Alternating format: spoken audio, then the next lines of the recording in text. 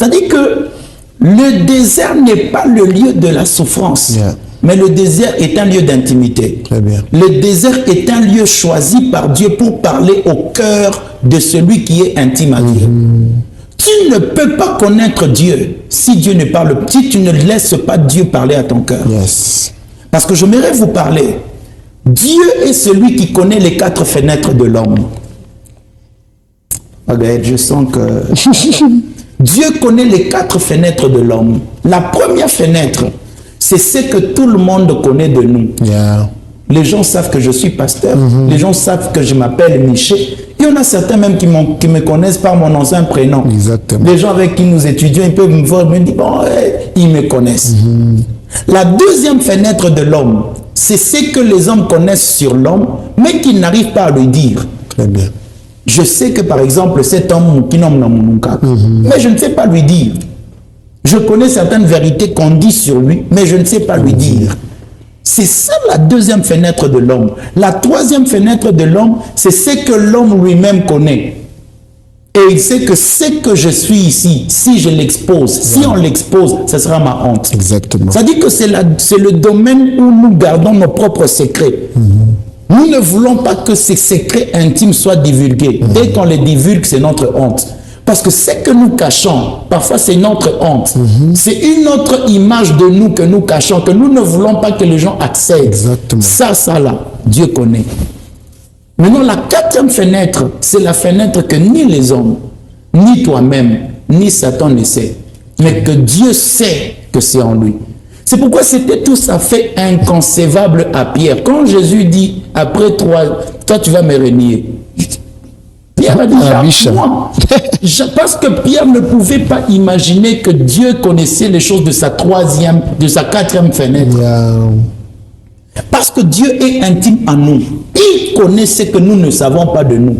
C'est pourquoi quand on te dit, toi tu finiras par tuer quelqu'un, ou apôtre, ou prophète en Afrique King Kondo, il y a des choses que tu ne connais pas sur toi, mais que le rocher connaît. Amen.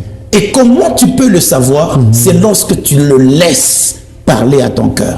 C'est lorsque tu entres dans le désert. Parce que le désert est un endroit de formation. J'aimerais encore dire quelque chose. Yeah. Écoutez, avec le peuple d'Israël, l'alliance était basée sur les paroles de Dieu. Il fallait que le peuple écoute Dieu pour qu'il finisse par vivre le plan de Dieu. Mais fort malheureusement, je veux vous dire pourquoi le désert devient un lieu pénible pour certains frères et certaines sœurs. Okay. Nous sommes dans Psaume chapitre 81. Psaume 81. On va commencer à partir du verset 9. À partir du verset 9. La Bible dit, « Écoute mon peuple et je t'avertirai.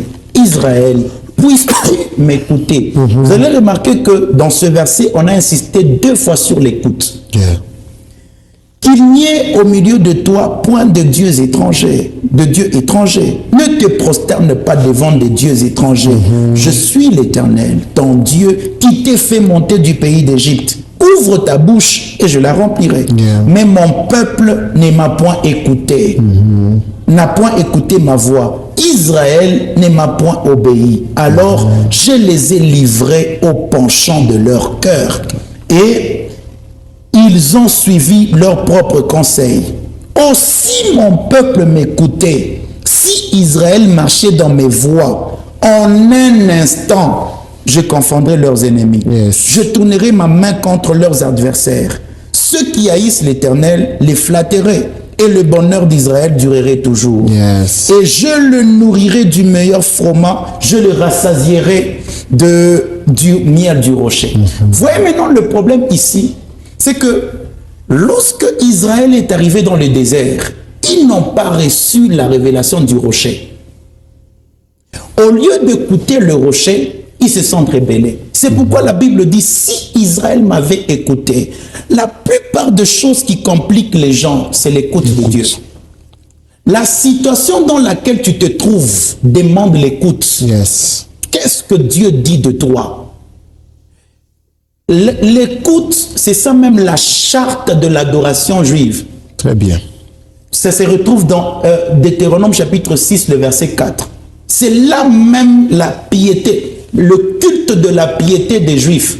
Ils ne passent pas une journée sans réciter ce verset. Écoute Israël, l'Éternel notre Dieu est le seul éternel.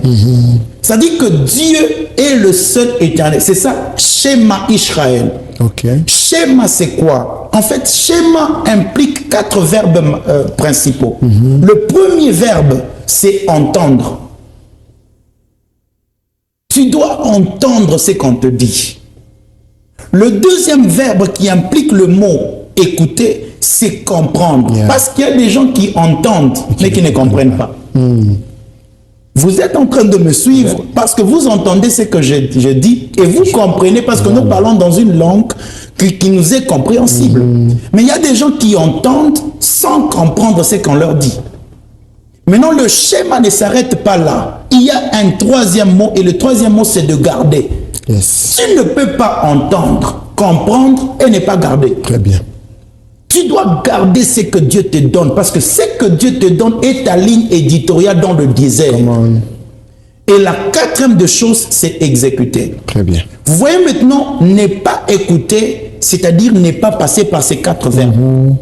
Et si tu exécutes ce que Dieu te dit et tu ne vois pas le résultat de ce qu'il t'a dit, c'est que Dieu est menteur. Yes. Or, la Bible dit que tout le monde soit tenu pour menteur, sauf Dieu. Amen. En lui, il n'y a point de changement, ni d'ombre de variation. Ce qu'il dit est oui et amen. C'est-à-dire que quand tu es dans le désert, il ne peut pas te faire entrer dans le désert pour te faire souffrir. C'est-à-dire que Dieu devienne le deuxième oppresseur. Ceux qui souffrent dans le désert, ce sont là qui n'écoutent pas Dieu. Dieu t'a donné ce mariage. Et il faut que tu continues à écouter Dieu dans ce mariage. Ceux qui n'écoutent pas deviennent spécialistes dans le combat spirituel. Quand tu n'écoutes pas Dieu, prépare-toi à être spécialiste dans le combat.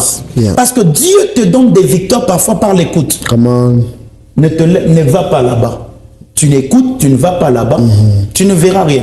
Mais si tu t'entêtes, tu vas là, tu vas croiser des gens qui vont te combattre. Et tu vas dire, Seigneur, Dieu nous a décidé que moi. Combien de personnes aujourd'hui entendent Dieu? Et c'est pourquoi il y a un verset dangereux. Dieu dit, il les a livrés à leur penchant. Bien-aimé, si tu n'écoutes pas Dieu, Dieu va te laisser te diriger toi-même. Et tu vas te diriger en fonction de tes penchants. C'est pourquoi dans le plan de Dieu, la manne n'existe pas. Ceux qui disent que non, Minabariki ou manne, Dieu n'a jamais prévu de donner à Israël la manne. Parce que Dieu ne peut pas te donner une nourriture qui se dissipe aujourd'hui, qui pourrit aujourd'hui, au lendemain. Jamais. Vous allez vous rendre compte d'une chose. La Bible dit, parce qu'on n'a pas le temps, dans 2 Corinthiens, le rocher se déplaçait. Il n'avait pas besoin. Le peuple n'avait pas besoin de se déplacer vers le rocher. Quand ils avaient besoin de l'eau, ils se retrouvaient que l'eau était à côté d'eux. C'était ça le plan de Dieu dans le désert. Parce que dans le désert, le rocher est la provision. Très bien. Vous n'avez pas besoin de chercher. Tout ce dont vous avez besoin se retrouve dans le rocher. Très bien.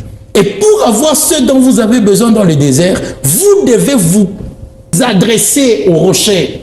C'est le rocher qui a en lui ce qu'il vous faut.